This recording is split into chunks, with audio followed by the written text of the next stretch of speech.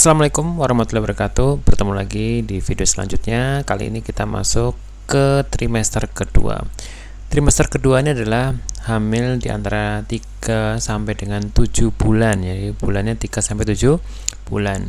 Jadi masuk ke trimester kedua. Jadi kalau sudah 3 bulan ke atas, kita sebutannya sebagai masuk ke trimester kedua. Nah, perubahan fisik dan mentalnya secara umum kita akan ambil rangkum dulu ya. Di trimester kedua ini apa saja yang akan berubah. Kita mulai dari perubahan fisik dulu. Perubahan fisik yang terjadi adalah umumnya keluhan di trimester pertama akan berkurang walaupun masih ada. Jadi biasanya keluhan yang paling sering di trimester pertama kan mual muntah berlebihan dan sebagainya, itu udah mulai berkurang nih. Rasa mual muntahnya itu udah mulai berkurang. Kram perutnya juga mulai berkurang. Nah, dia sudah mulai untuk menyesuaikan dengan kondisi kehamilannya. Yang kedua, hidung tersumbat atau sering mimisan. Itu masih sering ya, karena tadi pembuluh darah ketika hamil itu dia akan lebih tipis, terutama di daerah hidung ya. Dan juga kalau sikat gigi ini kuncinya mudah berdarah. Jadi kalau sikat gigi hati-hati, jangan terlalu kuat sekali. Jadi biasanya juga mudah berdarah. Biasanya keluhannya gitu, kok saya berdarah pada saat gosok gigi berdarah ya dok. Nah itu memang wajar pada masuk ke trimester kedua. Kemudian nyeri punggung atau tulang ekor. Jadi biasanya sering sakit punggung ini. Dok, saya kok punggungnya mulai sakit dan sebagainya. Karena memang bayi sudah semakin besar, rahim semakin besar, tentunya akan menyebabkan daerah punggung akan nyeri. Dan kemudian kondisi rahim yang awalnya masuk di dalam panggul sekarang sudah keluar dari panggul masuk ke area perut. Nah, area perut itu salah satunya nanti menyebabkan nyeri daerah punggung dan tulang ekor karena semakin bertambahnya berat bayi.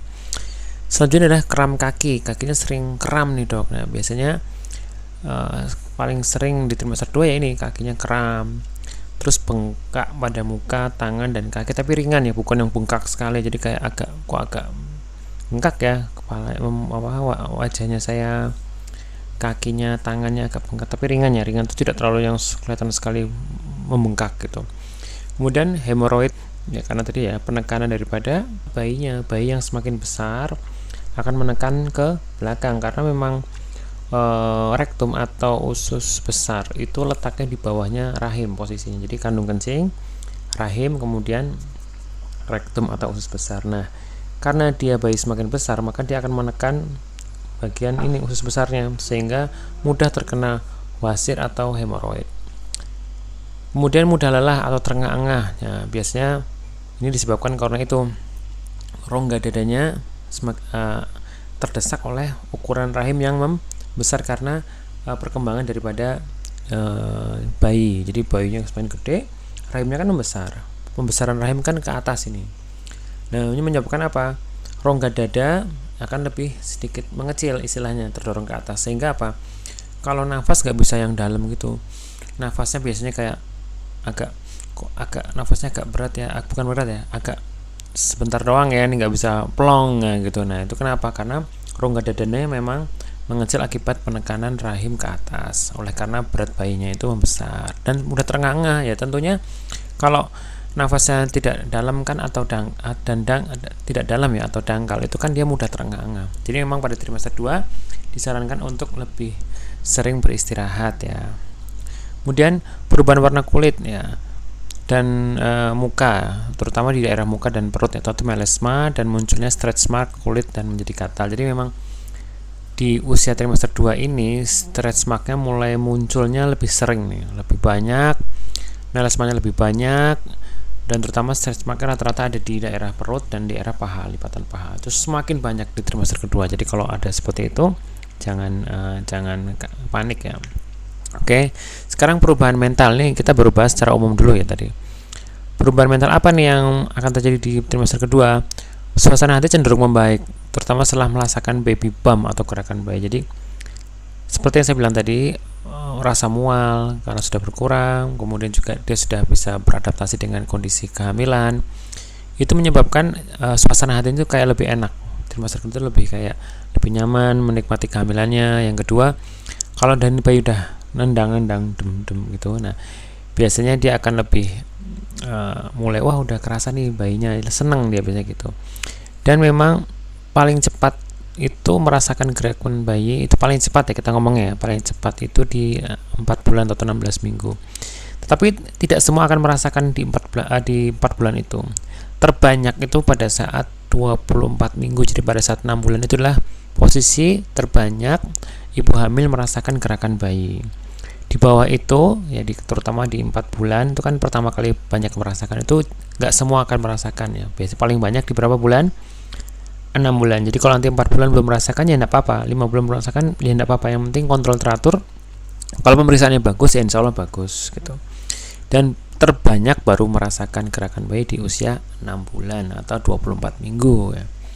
Nah cuman ini nih negatifnya, dia tuh kayak mudah lupa, namanya brain, jadi gampang lupaan orangnya. Misalnya naruh kunci di sini lupa, dan naruh cucian ini lupa, sehingga memang pada kehamilan di trimester kedua ini itu sebagai suami ya, sebagai pasangan juga harus memaklumi bahwa ini kondisinya memang ibu hamil di trimester kedua ya memang mudah lupa. Jadi harus sering diingatkan, tapi ingatkannya hati-hati ya, soalnya biasanya tadi mood swingnya kan juga masih ada, jadi tetap dibuat yang nyaman gitu. Oke, sekarang kita masuk ke breakdownnya ya, breakdown per bulannya. Tadi kan sudah di slide sebelumnya kan ada 0 bulan, 1 dan 2 bulan. Sekarang kita masuk ke usia 3 bulan. Nah, usia 3 bulan itu ngomong saya hamil 3 bulan nih. Nah, itu berarti berapa minggu? Kalau dihitung minggu berarti antara 12 minggu ini sampai dengan 16 minggu. Oke, mari kita lihat ke slide berikutnya ya. Jadi tentang apa yang terjadi pada janin di usia 3 bulan. Oke, jadi usia 3 bulan ini yang bisa kita lihat ya, yang terjadi pada janin adalah apa itu? Panjang kepala dan bokong janin itu lebih besar lagi, 12 cm, dan sudah punya berat ya sekitar 150 gram kalau dihitung. Janin sudah mulai berbentuk bayi, sudah mulai berbentuk seperti bayi. Ginjal janin sudah memproduksi urin yang nantinya akan membentuk cairan amnion atau cairan tuban ya. Mata janin sudah mendeteksi cahaya sehingga bisa merespon rangsangan cahaya dari luar rahim ya, bisa dia merespon. Yang kelima adalah pada minggu ke-15 janin mulai mengalami pertumbuhan yang pesat, dan janin akan mengalami peningkatan berat dan panjang 2 kali lipat di usia 15 minggu itu ya, di fase 3 bulan ini. Seperti apa kalau nanti moms atau bunda atau ibu melakukan pemeriksaan USG? Seperti apa bentuknya? Nah, nanti USG-nya seperti ini. Nah, kita lihat ya ini ya. Ini ada kepalanya. Kemudian ini ada matanya, dagunya, leher, tangan, badan. Nah, ya kemudian kakinya lagi duduk nih, bayinya lagi duduk nih. Nah, ini kakinya nih gerak-gerak tuh. Lagi duduk nih tuh. Kaki tangannya gerak aktif ya. Jadi seperti ini bentuknya, sudah mirip seperti bayi. Dan biasanya kita akan cek di lehernya, yaitu ngecek namanya NT ya, NT, tanda untuk mengetahui beberapa kelainan. Tetapi memang sekarang lebih disarankan untuk melakukan pemeriksaan laboratorium NIPT. Jadi lebih valid ya biasanya seperti itu. Oke, itu tadi yang terjadi pada janin di bulan ketiga. Selanjutnya kita akan masuk ke apa sih yang terjadi pada ibu di bulan ketiga ini. Ya, ini dia. Yang terjadi pada ibu apa aja tuh? Kalau 3 bulan nih, yang sering terjadi pada ibu adalah perubahan pertama dulu ya. Itu perubahannya adalah nih, perut ibu akan mulai terlihat nih, agak lihat kayak lebih menonjol. Mulai terlihat hamil, yaitu sedikit membuncit akibat pembesaran rahim itu sendiri.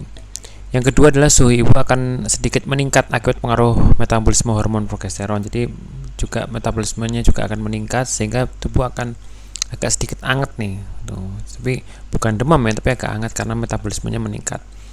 Kemudian ibu akan merasakan gerakan janin pada masa ini, kadang ya di 16 minggu, tapi ya sebagian ada yang sudah merasakan gerakan bayi, tapi kalau belum merasakan tidak apa-apa karena terbanyaknya di usia 24 minggu.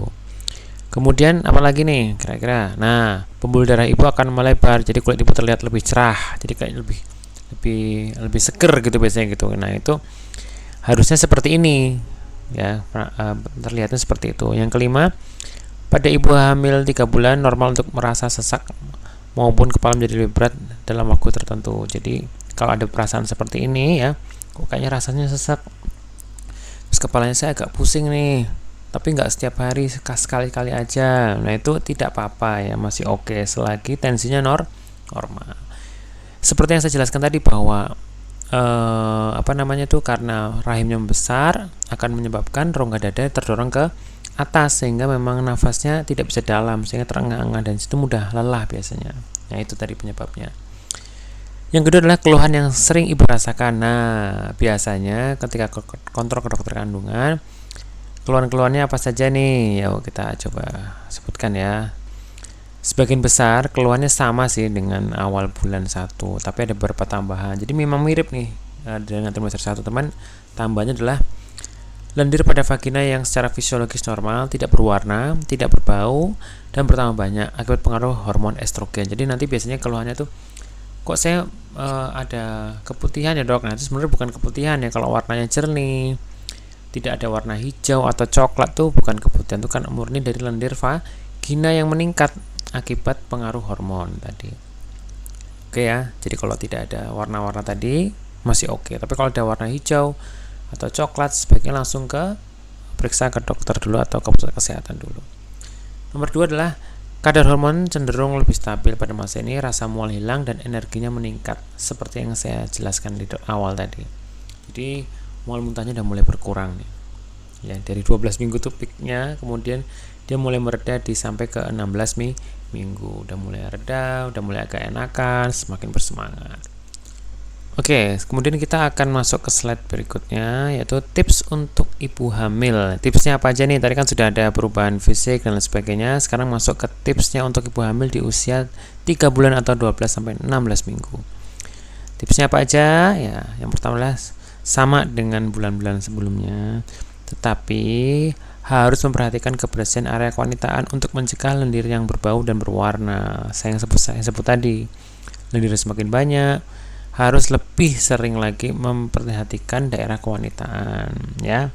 Ingat ya tadi ya, kalau berwarna hijau atau coklat harus ke dokter kandungan atau ke pusat kesehatan. Yang kedua, mulai terlihat adanya stretch mark. Stretch mark adalah bekas luka pada jaringan yang penghubung kulit. Tidak dapat hilang sempurna prinsipnya, tapi dapat dikurangi dengan menjaga kelembapan kulit. Jadi pakai pelembab biasanya. Dengan menggunakan pelembab, ada banyak pelembab yang dapat digunakan, terutama yang mengandung olive oil, vitamin A dan E, serta ekstrak botanikal. Kebanyakan krim untuk mengurangi stretch mark memiliki aroma yang dapat membantu relaksasi ibu hamil. Ya, jadi memang pelembab itu memang disarankan untuk mengurangi adanya stretch mark. Cuman karena sekarang banyak sekali pelembab yang beredar di masyarakat ya, sebaiknya tetap dikonsultasikan ke dokter kulit. Notes-nya ya di tips ini adalah kontrol ke fasilitas kesehatan setiap bulan untuk mengetahui perkembangan janinnya. Jadi memang disarankan untuk kontrolnya setiap bulan USG ya, untuk pada trimester ke-2 ini, di awal trimester 2 ini. Oke. Sekian untuk usia 3 bulan. Kita akan masuk ke video selanjutnya, jadi usia 4 bulan seperti ini. Jangan lupa untuk nonton video selanjutnya. Sekian dari saya, terima kasih. Wassalamualaikum warahmatullahi wabarakatuh.